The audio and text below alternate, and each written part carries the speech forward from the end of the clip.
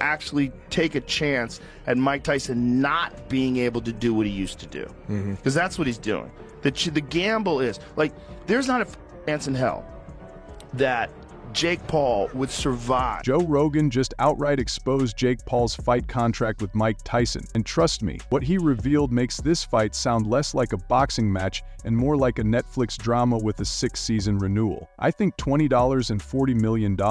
Yeah, that's what I heard. You know, I'm happy Mike got the money, and I'm happy he didn't get hurt. That was my fear, that it was going to be a real fight, Rogan stated. The real punches weren't being thrown in the ring, they were buried deep in a contract thicker than Tyson's legacy. Every jab, duck, and stare down might have been choreographed with more precision than a Broadway musical. Jake Paul is fighting big money matches, and it almost seems like every fight is set up for him to win, to keep his record clean. He's fighting big money fights and fights. It almost seems like that he's like for sure gonna win to keep his record nice, which is like, this last guy. How did a 57-year-old Mike Tyson end up trading punches with the 27-year-old Jake Paul in the first place? Watching that fight felt less like a sporting event and more like front-row seats to a high-budget circus. And now, thanks to Rogan's explosive revelations, it seems the whole thing was more of a business deal than a boxing match. Contracts, performance clauses, and possibly scripted moves included. They're not of similar ability. Mike Tyson's one of the most gifted fighters ever created. Jake Paul,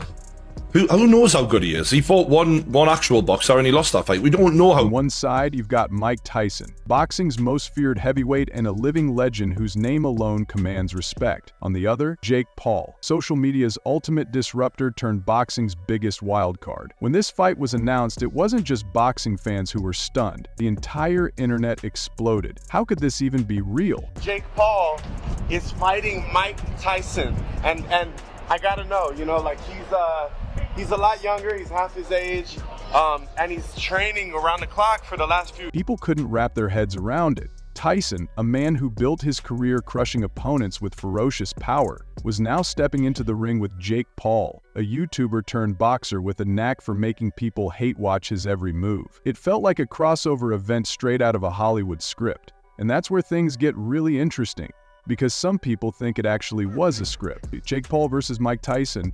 Scripted? How so? What do you mean by script? Weird. It's like, scripted in what way? No, I don't know.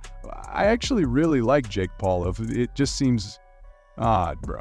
When whispers of a so-called fight script started circulating, it added a whole new layer of chaos. According to the alleged leak, the fight's outcome had been predetermined, complete with specific punches, dramatic knockdowns, and a Hollywood-weathered finale. World War Z itself identified with the first film as the ultimate masterpiece in the craft. The idea sounded too crazy to believe until you looked closer. Joe Rogan, who's no stranger to combat sports conspiracy theories, didn't hold back. He dissected the fight with brutal honesty, calling out moments that felt more like a choreographed action scene than a legitimate boxing match.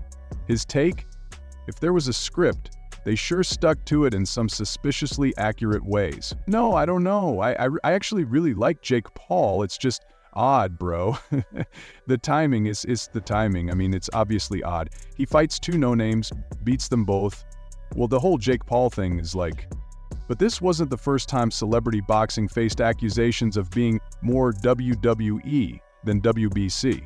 Jake Paul's fights have been magnets for controversy, with past opponents suggesting fight fixing and weird contract clauses. And Tyson, despite his legendary status, isn't new to business-savvy decisions either. Put those two together and suddenly the fight being scripted doesn't sound so far-fetched. The alleged leak detailed things like Jake surviving an early onslaught, staging a dramatic comeback, and Tyson losing gracefully to set up a potential rematch. Conveniently, these moments lined up almost too perfectly with what actually happened. Rogan didn't outright call it a fix, but his pointed analysis left a lot of fans questioning what they had just watched. This, not necessarily Mike Tyson, but it was something like this, like he'd actually get a fight with like Canelo and just be like, well, of course you lost to Canelo, but you'd get a massive payday. Then there's the business angle. Think about it. Tyson and Paul are masters at creating viral moments. A fight this big wasn't just about bragging rights, it was about money, influence, and media dominance. Why settle for a one-time payday when a perfectly staged rivalry could guarantee a rematch or even a trilogy?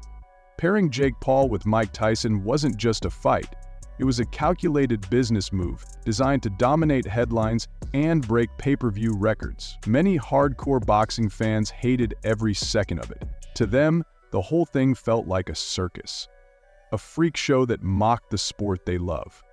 But even the loudest critics couldn't stop watching. Because, love him or hate him, Jake Paul knows how to stay relevant, and Tyson's name still carries weight like no other. Their combined star power created something bigger than boxing. It was sports entertainment on steroids. Like, Matt always has plausible strength, but, you gotta take that payday. I mean, what did he make out of that fight? He probably made $10 million or something. This brings us back to Joe Rogan's brutal analysis. His deep dive into the fight wasn't just about calling out suspicious moves. It was about defending the integrity of combat sports. Rogan has spent years breaking down real fights, celebrating authentic warriors.